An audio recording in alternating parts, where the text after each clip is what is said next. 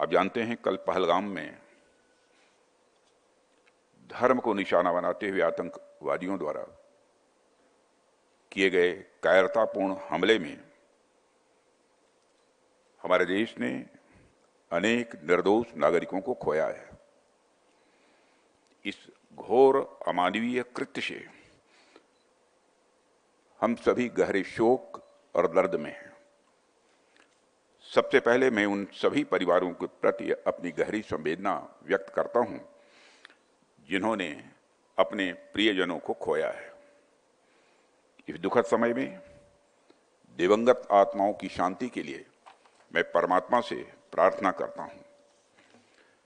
यहां मैं भारत के दृढ़ संकल्प को दोहराना चाहूंगा कि टेररिज्म के खिलाफ हमारी जीरो टॉलरेंस की पॉलिसी है। भारत का एक एक नागरिक इस कायरतापूर्ण हरकत के खिलाफ एकजुट है।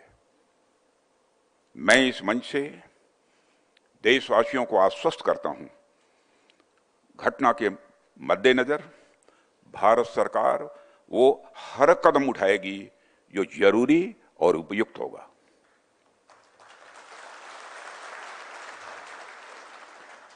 और हम सिर्फ उन लोगों तक नहीं पहुंचेंगे जिन्होंने इस घटना को अंजाम दिया है, हम उन तक भी पहुंचेंगे जिन्होंने पर्दे के पीछे बैठकर हिंदुस्तान की सरजमी पर ऐसी नापाक हरकतों की साजिशें रची हैं। भारत एक इतनी पुरानी सभ्यता और इतना बड़ा देश है जिसको ऐसे किसी भी आतंकी गतिविधियों से किसी भी सूरत में डराया नहीं जा सकता। ऐसी हरकतों का जिम्मेदार और इसके जिम्मेदार लोगों को आने वाले कुछ ही समय में जोरदार तरीके से नजर आएगा। मैं देशवासियों को आश्वस्त करना चाहता हूं। हिस्सा भी होते हैं और इतिहास का निर्माण भी करते हैं। अर्जन सिंह जी उनमें से एक थे। 1965 में पाकिस्तान के खिलाफ युद्ध में जो उनकी भूमिका रही है उससे हम सब अच्छी तरह परिचित हैं। यह उनकी विजनरी लीडरशिप का ही उदाहरण था कि महज 1 घंटे के अंदर इंडियन एयरफोर्स की दुश्मन के खिलाफ काउंटर अटैक उन्होंने प्रारंभ कर दिया। इस महत्वपूर्ण युद्ध में उनकी इनक्रेडिबल लीडरशिप और विशिष्ट सेवा के लिए अर्जन सिंह को भारत के दूसरे सर्वोच्च नागरिक सम्मान पद्म विभूषण से सम्मानित किया गया। बाद में 1966 में चीफ ऑफ एयर स्टाफ से प्रमोट कर उन्हें एयर चीफ मार्शल बनाया गया और अर्जन सिंह जी भारतीय वायुसेना के इतिहास में इस प्रतिष्ठित पद पर प्रमोट होने वाले पहले अफसर बने। साथियों, वैसे तो उनके बारे में जितना कुछ कहा जाए मैं मानता हूं कि वह कम है।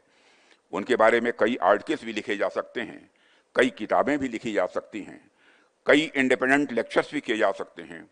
फिर भी कुछ बहुत सारी बातें छूट जाएंगी क्योंकि उनका जो व्यक्तित्व था और उनके काम का जो दायरा था वह इतना विस्तृत था कि उसे कुछ शब्दों में बात पाना यह लगभग असंभव है। आज भी भारतीय वायुसेना पर उनकी छाप हमें स्पष्ट रूप से देखने को मिलती है और यह बात भी एक हद तक सही है कि जब भी कोई संस्था सफलता की ओर अपने कदम बढ़ाती है तो उसमें उसके फाउंडिंग फादर्स के विजन का बहुत ही इंपॉर्टेंट रोल होता है। जो विजन, जो इथोस उन्होंने हमें दिया था वह आज इंडियन एयरफोर्स के प्रोफेशनलिज्म और परफॉर्मेंस में स्पष्ट रूप से दिखाई देता है। आज यदि हमारी सेना दुनिया की सशक्त वायु सेनाओं में से एक है तो इसके पीछे कहीं न कहीं उनके विजन का एक बहुत महत्वपूर्ण योगदान है। साथियों, जब भी मैं इंडियन फोर्स से जुड़े हुए किसी इवेंट में आता हूं तो स्वाभाविक रूप से मेरे जहन में वायुसेना का इतिहास चलने लगता है। इंडियन एयर फोर्स की यात्रा अपने आप में एक कहानी है। कहानी नहीं बल्कि मैं कहूंगा कि यह इपिक है, एक एस्पायरिंग इपिक, एक इंस्पिरेशनल इपिक और एक ट्रांसफॉर्मेशनल इपिक जो सिर्फ आसमान में उड़ान भरने की नहीं बल्कि राष्ट्र की सुरक्षा के सपनों को हकीकत में बदलने की यह एक गाथा है। साथियों, आप जानते हैं कि इंडिपेंडेंस के बाद किन परिस्थितियों में हमारी एयरफोर्स आगे बढ़ी है। कितने कम रिसोर्सेस के साथ हमने एक नई शुरुआत भी की है। न जाने कितनी कठिनाइयां हम सबको झेलनी पड़ी हैं, लेकिन उन तमाम समस्याओं को झेलने के बाद भी हमारी एयरफोर्स कहीं रुकी नहीं, कहीं थमी नहीं, बल्कि लगातार और सशक्त होती चली गई। इसमें नए नए मजबूत विंग्स जुड़ते गए। 1965 की जंग हो या 1975 की जंग हो, गोवा लिबरेशन ऑपरेशन, या फिर 1999 की कारगिल वार हो, ऐसे अनेक मौके आए हैं जहां इंडियन फोर्स एक डिसाइसिव फैक्टर के रूप में उभरी है। आज स्थिति यह है कि हम दुनिया की सबसे ताकतवर फोर्सों में से एक हैं। आज हमारी एयरफोर्स बेहद मजबूती के साथ हमारे नेशनल सिक्योरिटी के लिए एक स्ट्रांग पिलर के रूप में काम कर रही है। साथियों, यह कहने की आवश्यकता नहीं है कि नेशनल सिक्योरिटी किसी भी देश के लिए सबसे महत्वपूर्ण यह मुद्दा हुआ करता है। कोई भी राष्ट्र तभी विकास कर पाता है जब उसकी सीमाएं सुरक्षित हों और जब वह आंतरिक रूप से सिक्योर हो। और मुझे इस बात की प्रसन्नता है कि नेशनल सिक्योरिटी को इन्हांस करने की दिशा में मुझे भी कुछ न कुछ अपना योगदान करने का अवसर मिला है। पहले गृह मंत्री के रूप में और अब रक्षा मंत्री के रूप में मेरा प्रयास रहा है कि भारत की सुरक्षा व्यवस्था को लगातार सुदृढ़ रखा जाए। यह विषय हमेशा मेरे मन के करीब रहा है। अपने इस प्रयास के दौरान मेरी अपनी एक समझ बनी को लेकर मेरा खुद का एक अलग विजन बना है और अपनी उस समझ और विजन के आधार पर मैंने बहुत सी बातें सीखी भी हैं यहाँ आकर 11 वर्षों के अंदर, और अब उन्हीं को आधार बनाकर मैं अपनी तरफ से कुछ बातें आपके सामने भी यहाँ रखना चाहूँगा। आज कंटेम्प्रेरी वर्ल्ड में हो रहे दो प्रमुख चेंजेज पर मैं आपसे खास बातचीत करना चाहूँगा। इन दोनों चेंजेज ने आज विश्व को एक ऐसे डायनेमिक और अनसर्टेन दौर में लाकर खड़ा कर दिया है जो पहले कभी नहीं था। पहला मुद्दा है कि दुनिया भर में जियो पॉलिटिक्स और जियो स्ट्रेटजिक तरीके से जो बदलाव आ रहे हैं और जिस तरह से पावर इक्वेशंस में परिवर्तन हो रहे हैं, वो हमारे सिक्योरिटी पर्सपेक्टिव को किस प्रकार प्रभावित करते हैं, उन्हें हमें किस तरह से देखना चाहिए। और दूसरा मुद्दा यह है कि टेक्नोलॉजी के क्षेत्र में हो रहा ट्रांसफॉर्मेशन हम पर किस तरह से असर डाल रहा है। मैं पहले मुद्दे से अपनी बात की शुरुआत यहाँ करना चाहूँगा। साथियों, आज अगर हम पूरी दुनिया को एक हॉलिस्टिक नजरिए से देखें तो हमें कई सारे परिवर्तन दिखते हैं। यदि पिछले कुछ वर्षों की बात की जाए तो यह परिवर्तन और तेज हुए हैं। एक तरफ तो कई पुराने सिक्योरिटी अरेंजमेंट्स में तनाव की स्थिति दिख रही है, कई पुराने इंटरनेशनल अलायंसेस टूटते हुए दिखाई दे रहे हैं, तो दूसरी तरफ कुछ नए नए स्ट्रेटजिक इक्वेशन या अलायंसेस बनते हुए भी हमें दिखाई दे रहे हैं। यह जो फ्लूइड ग्लोबल ऑर्डर है, इसके कई सारे इम्पैक्ट भी हमें देखने को मिल रहे हैं। इसके जो इकोनॉमिक इफेक्ट हैं वह एक पूरा अलग विषय है, लेकिन मैं यहाँ आपसे इस फ्लूइड ग्लोबल ऑर्डर के सिक्योरिटी सिनेरियो पर बात करूंगा जो हमारे अपने नेशनल सिक्योरिटी इंटरेस्ट से जुड़े हुए हैं। साथियों, अभी कुछ वर्ष पहले तक वैश्विक सुरक्षा को अलग अलग खेमों में बटा हुआ देखा जाता था। उन अलग अलग खेमों के अनुसार हमारी सिक्योरिटी पॉलिसी भी इन्फ्लुएंस स्वाभाविक रूप से होती रहती थी। हालांकि भारत का हमेशा से एक पॉजिटिव इंस्टांस रहा है। भारत कभी किसी गुट या किसी खेमे का सदस्य नहीं रहा है। हमने हमेशा अपनी सॉवरेन और इंडिपेंडेंट पॉलिसीज का निर्माण किया है और उसे अपनाया भी है। लेकिन आज की दुनिया थोड़ी अलग है। आज आप देखिए कि 21वीं सदी को एशिया की सदी कहा जाता है। इस कारण 20वीं सदी की जो क्रॉस अटलांटिक पावर इक्वेशंस थी वह अब शिफ्ट होकर एशिया की ओर हमारे नजदीक आ गई हैं और इंडो पैसिफिक रीजन आज स्ट्रेटेजिकली दुनिया का सबसे इंपॉर्टेंट रीजन यह बनकर उभरा है। और यह जो परिवर्तन हमें देखने को मिला है, इसका डायरेक्ट रिलेशन हमारे नेशनल सिक्योरिटी के साथ है। मेरे कहने का यह अर्थ है कि in shifting geo strategic equations का हमारी नेशनल सिक्योरिटी के साथ जितना डायरेक्ट इंटरेस्ट आज है उतना पहले कभी नहीं था। और यह जियो स्ट्रेटेजिक अनसर्टेनिटीज हमारी नेशनल सिक्योरिटी के लिए किस प्रकार के चैलेंजेस ला रही है और हम इन्हें किस प्रकार से हैंडल करने के लिए तैयार हैं, यह आज हमारे सामने एक प्रमुख मुद्दा है।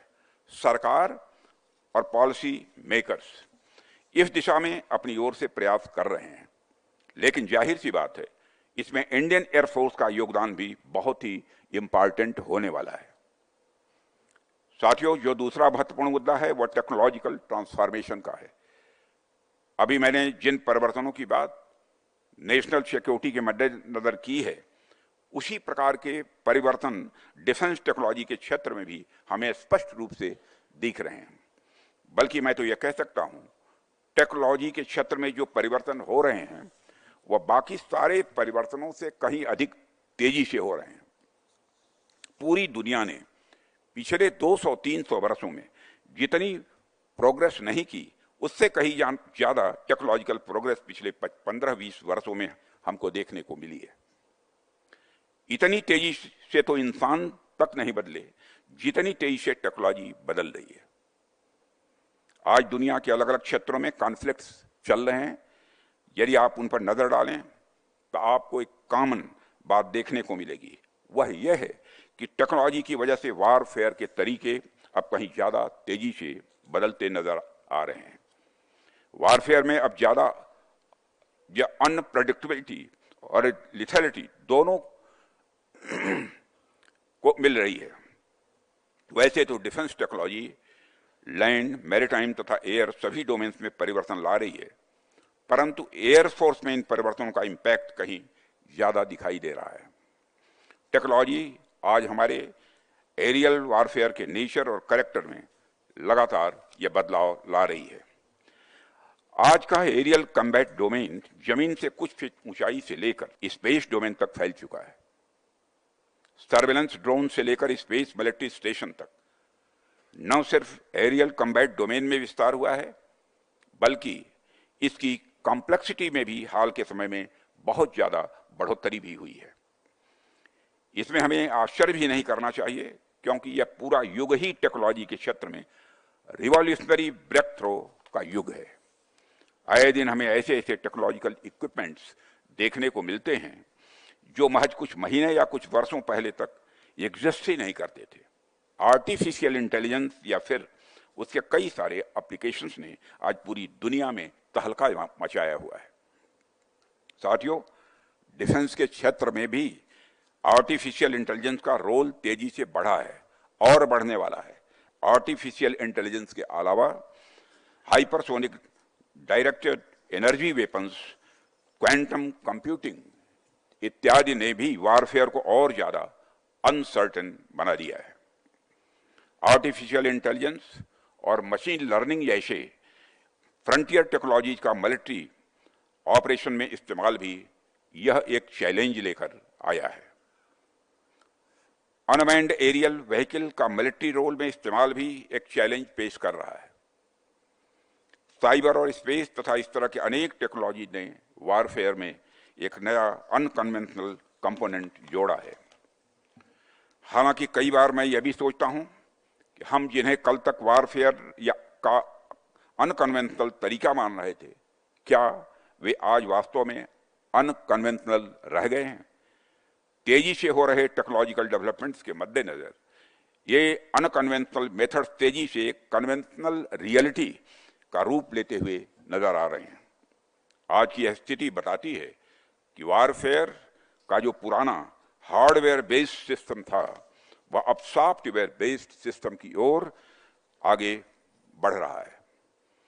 और जो कॉन्फ्लिक्ट्स हमें अभी देखने को मिल रहे हैं, इसका आकलन करके एक बात तो निश्चित रूप से कही जा सकती है, और वह यह कि आने वाले समय में वारफेयर भी सॉफ्टवेयर बेस्ड सिस्टम पर ज्यादा डिपेंड करेगा। साथियों, कुल मिलाकर मैं यह कहना चाहता हूं कि परिस्थितियां चाहे जियो स्ट्रेटेजिक हों या टेक्नोलॉजिकल ट्रांसफॉर्मेशन की हों, दोनों परिस्थितियां आज पहले की तुलना में कहीं अधिक कॉम्प्लेक्स हैं। इसलिए आज जब हम सिक्योरिटी पाथवेज के नए नए फॉर्मुलेशंस का प्रयास करते हैं या फिर पॉलिसी फॉर्मुलेशन का प्रयास करते हैं, तो हमें दोनों एस्पेक्ट्स पर, दोनों पहलुओं पर विशेष ध्यान देने की जरूरत है। चाहे शिफ्टिंग ग्लोबल ऑर्डर हो या टेक्नोलॉजिकल चेंजेस, दोनों ने हमारी ओवरऑल सिक्योरिटी सिनेरियो पर डायरेक्ट इम्पैक्ट डाला है। आज हमारी सीमाएं, चाहे वो नॉर्दर्न बॉर्डर हो, वेस्टर्न बॉर्डर हो, ईस्टर्न बॉर्डर हो या फिर इंडो पैसिफिक हो, ये कहीं ज़्यादा वल्नरेबल हैं। हालांकि इन सीमाओं पर चैलेंजेस पहले भी थे, इस सच्चाई को नकारा नहीं जा सकता, लेकिन हालिया परिस्थितियों को देखते हुए यह और ज़्यादा इंटेंस हो गए। लेकिन मुझे आपसे ये बताते हुए बड़ी प्रसन्नता हो रही है कि पिछले 10 से 11 वर्षों में हमारी सरकार ने इन सिचुएशंस को न सिर्फ अच्छे से समझा है, बल्कि उनके अकॉर्डिंग स्टेप्स भी उठे हुए आतंकवादियों द्वारा किए गए कायरतापूर्ण हमले में हमारे देश ने अनेक निर्दोष नागरिकों को खोया है। इस घोर अमानवीय कृत्य से हम सभी गहरे शोक और दर्द में हैं। सबसे पहले मैं उन सभी परिवारों के प्रति अपनी गहरी संवेदना व्यक्त करता हूं जिन्होंने अपने प्रियजनों को खोया है। इस दुखद समय में दिवंगत आत्माओं की शांति के लिए मैं परमात्मा से प्रार्थना करता हूं। यहां मैं भारत के दृढ़ संकल्प को दोहराना चाहूंगा कि टेररिज्म के खिलाफ हमारी जीरो टॉलरेंस की पॉलिसी है। भारत का एक एक नागरिक इस कायरतापूर्ण हरकत के खिलाफ एकजुट है। मैं इस मंच से देशवासियों को आश्वस्त करता हूं, घटना के मद्देनजर भारत सरकार वो हर कदम उठाएगी जो जरूरी और उपयुक्त होगा।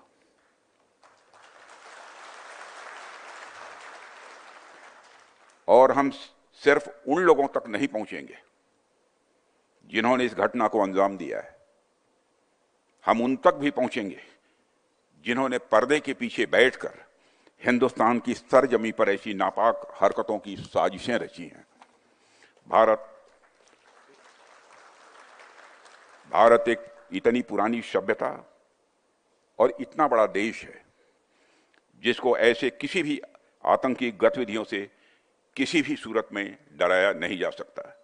ऐसी हरकतों का जिम्मेदार और इसके जिम्मेदार लोगों को आने वाले कुछ ही समय में जोरदार तरीके से नजर आएगा। मैं देशवासियों को आश्वस्त करना चाहता हूं।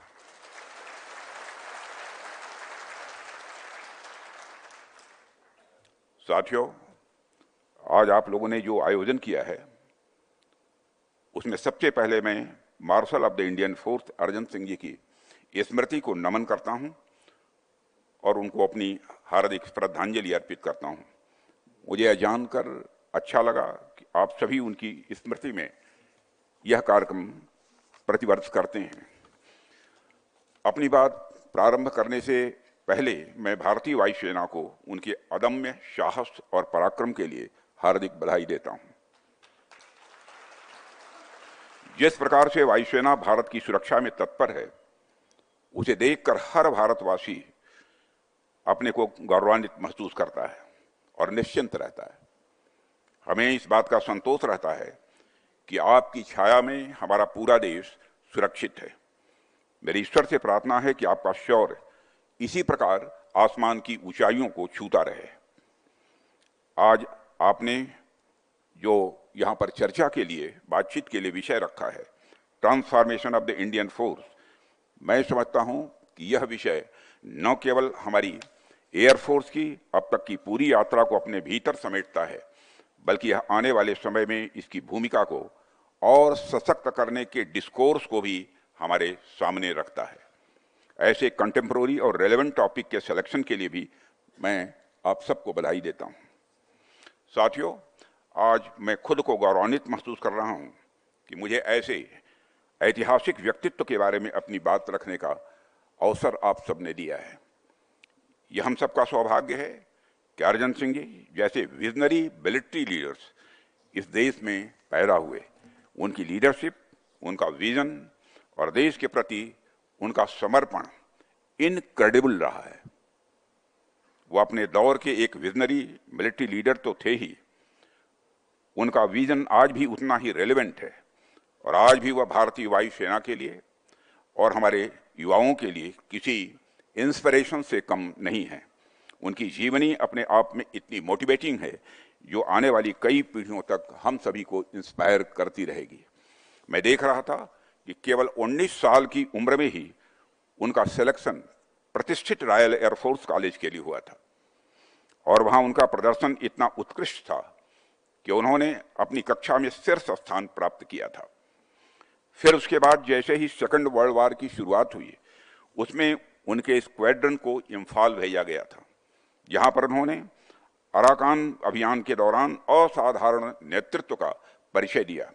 उसके बाद 15 अगस्त 1947 को आज़ादी के इस ऐतिहासिक अवसर पर अर्जन सिंह जी ने 12 टेम्पेस्ट विमानों के साथ एक भव्य फ्लाई पास्ट का भी नेतृत्व किया था। साथियों, लोगों के पास आर्म्ड फोर्सेज में आने के अलग अलग कारण हुआ करते हैं, लेकिन कुछ लोग ऐसे होते हैं जो बने ही आर्म्ड फोर्सेज के लिए होते हैं। अर्जन सिंह जी वैसे ही थे और इसका पता हमें इस बात से भी चलता है कि जब सेकंड वर्ल्ड वॉर की शुरुआत हुई तो उन्होंने खुद ही रिक्वेस्ट किया था कि मुझे मोर्चे पर भेजा जाए, मैं जंग में जाना चाहता हूं। वह समस्याओं से भागने वाले व्यक्ति नहीं थे, वह समस्याओं का डटकर सामना करते थे। शायद यही कारण है कि आज इतिहास में उनका एक विशिष्ट स्थान बना हुआ है। उस समय ही प्रधानमंत्री जी ने हमें एक विजनरी अप्रोच दिया, जिसको फॉलो करते हुए हमने काफी सारी अनसर्टेनिटीज को टैकल करने की शुरुआत की थी। यदि हमारी सरकार द्वारा उठाए गए स्टेप्स की मैं बात करूं तो उसमें तो लंबा समय लग जाएगा, लेकिन मैं एक महत्वपूर्ण बिंदु की बात यहां पर जरूर करना चाहूंगा और वह बिंदु है आत्मनिर्भरता का, सेल्फ रिलायंस का। आत्मनिर्भरता के अपने प्रयासों के माध्यम से हमने अपने आर्म फोर्सेस, खासकर एयरफोर्स के ट्रांसफॉर्मेशन का बीड़ा उठाया हुआ है और हम इस बात को अच्छी तरह जानते थे कि राष्ट्रीय सुरक्षा जैसा महत्वपूर्ण मुद्दा आउटसोर्सिंग के दम पर लंबे समय तक नहीं चल सकता है। यहां आउटसोर्सिंग से मेरा आशय है इंपोर्ट डिपेंडेंस। वह कहीं ना कहीं हमारी नेशनल सिक्योरिटी को कंप्रोमाइज कर रहा था। हमें अब डिफेंस सॉवरेनिटी की ओर जाना था और हमने उसके ऊपर कार्य करना यह प्रारंभ किया है। इसलिए हमने देश के अंदर ही डोमेस्टिक डिफेंस मैन्युफैक्चरिंग पर विशेष बल दिया है, जिसके सकारात्मक परिणाम आज हमें देखने को मिल रहे हैं। आज न केवल पब्लिक सेक्टर में डिफेंस मैन्युफैक्चरिंग का अनपैरेलल्ड ग्रोथ हुआ है, बल्कि प्राइवेट सेक्टर भी डिफेंस मैन्युफैक्चरिंग में बढ़ चढ़कर आज हिस्सा ले रहे हैं। जैसे जैसे डिफेंस प्रोडक्शन का क्षेत्र हाई टेक्नोलॉजी ओरिएंटेड होता जा रहा है, वैसे वैसे स्टार्टअप्स और एमएसएमईज की भूमिका भी तेजी से बढ़ती जा रही है। ये डिफेंस इनोवेशन के बैकबोन साबित हो रहे हैं, क्योंकि इनके पास क्रिएटिविटी और एजिलिटी तो है ही, उसके साथ साथ इनके अंदर रिस्क लेने की क्षमता भी है। मुझे लगता है कि आने वाले समय में हाई टेक वारफेयर में प्राइवेट सेक्टर, स्टार्टअप्स और एमएसएमईज की भूमिका और अधिक बढ़ने वाली है।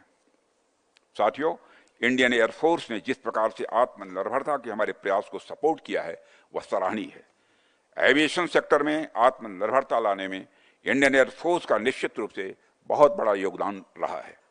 मुझे जानकर खुशी हो रही है कि इंडियन एयरफोर्स ने आईडेस स्कीम्स, मेक कैटेगरी और टेक्नोलॉजी डेवलपमेंट फंड के अंतर्गत अनेक ऐसे प्रोजेक्ट्स लॉन्च किए हैं जो अभी डेवलपमेंट के विभिन्न स्टेजेस पर हैं।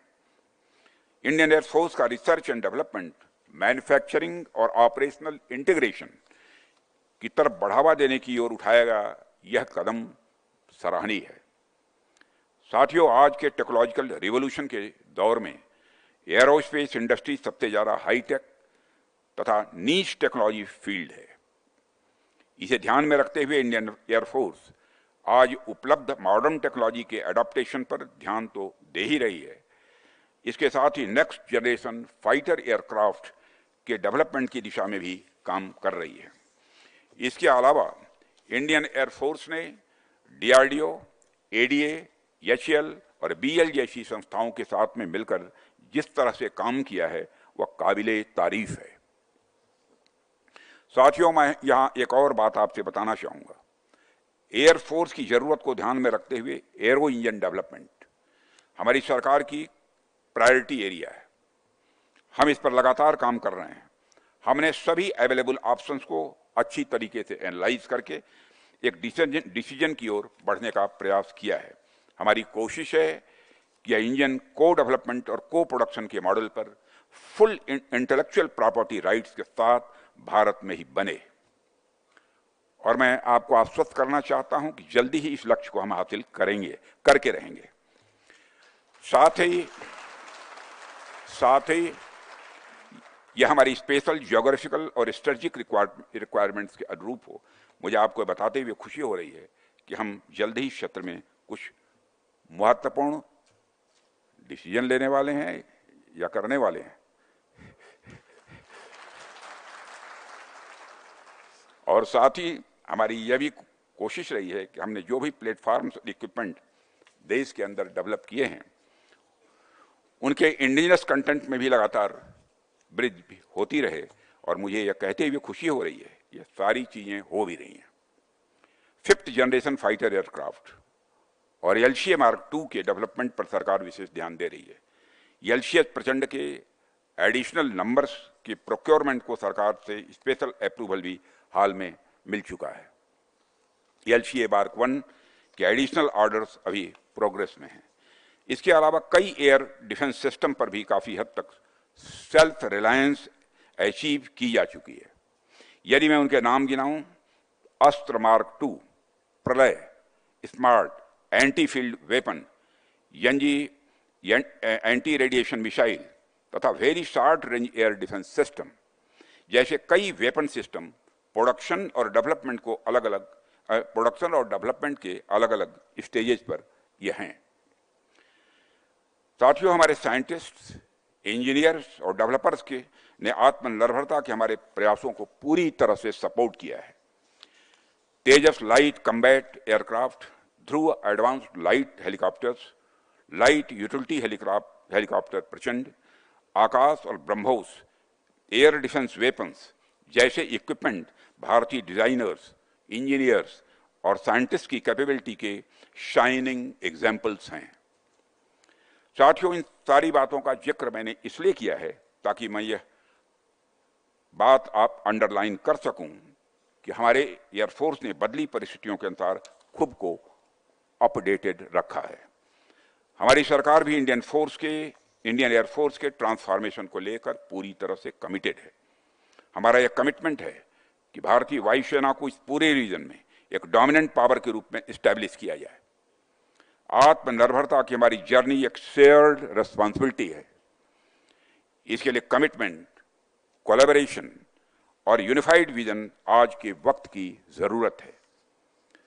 माननीय प्रधानमंत्री जी के नेतृत्व में हमारी सरकार यह इंश्योर कर रही है कि भारतीय वायुसेना की आज की और भविष्य की जो भी आवश्यकता है वह पूरी तरह से फुलफिल हो। आसमान में जो आपकी उड़ान है वह और भी ज्यादा ऊंची हो। जब हमारी वायुसेना वेल इक्विप्ड होगी, जब हमारी वायुसेना मजबूत होगी, जब हमारी वायुसेना हाईली टेक्नोलॉजी ओरिएंटेड होगी तो निश्चित रूप से भारत की नेशनल सिक्योरिटी भी इन्हांस होगी और वैश्विक पटल पर भारत एक चमकते सितारे की भांति उपस्थित होगा। मुझे पूरा विश्वास है कि भारतीय वायुसेना अपनी फॉर्मिडेबल लेगेसी को हमेशा बनाए रखेगी। अर्जन सिंह जी जैसे हमारे पूर्वजों का जो सपना था, एयरफोर्स उस सपनों को साकार करेगी और आने वाले समय में अपने मोटो यानी नवः स्पृशम दीप्तम को साकार करते हुए दुनिया की सबसे सशक्त वायुसेना के रूप में उभरेगी, ऐसा मेरा विश्वास है और इसके लिए मेरी शुभकामनाएं हैं। साथियों, आज इस सभा में हमारे वेटरन्स भी मैं देख रहा था मौजूद हैं और आपसे मैं ये कहना चाहता हूं कि आज इंडियन एयरफोर्स जिस ताकत और रेजिलियंस के साथ एक डोमिनेंट एयरफोर्स की तरफ उभरी है, इसमें आप सबका अपने अपने कार्यकाल के दौरान एक बहुत बड़ा योगदान रहा है। मैं उसकी सराहना करता हूं। यह आपकी फोरसाइट और गाइडेंस ही है जिसने इंडियन एयरफोर्स को इस ऊंचाई तक लाकर खड़ा किया है। इसी और आशा और विश्वास के साथ मैं आप सभी को भविष्य के लिए ढेर सारी हार्दिक शुभकामनाएं देता हूं। अपनी बात समाप्त करता हूं। आपने मुझे यहां आमंत्रित किया, अपने विचार रखने का अवसर दिया, इसके लिए आप सबका बहुत बहुत धन्यवाद। लेकिन इस अंत के बाद भी एक अंत है। अंत में सीमा पार से समर्थित आतंकी घटनाओं के संदर्भ में, सीमा पार से समर्थित आतंकी घटनाओं के संबंध में अपनी एक बात रखते हुए मैं अपना निवेदन यहां समाप्त करना चाहूंगा कि history is witness to the withering away of the nations, not due to the action of the adversary, but due to the result of their own misdeeds. I hope people across the border look at lessons of history more closely. इतिहास गवाह है कि राष्ट्रों का पतन उनके दुश्मनों की हरकतों की वजह से नहीं, बल्कि उनके अपने कुकर्मों की वजह से हुआ है। मुझे उम्मीद है कि सीमा पार के लोग इतिहास के इन लेसन्स को बड़े करीब से देखेंगे। इन्हीं शब्दों के साथ आप सबको बहुत बहुत धन्यवाद।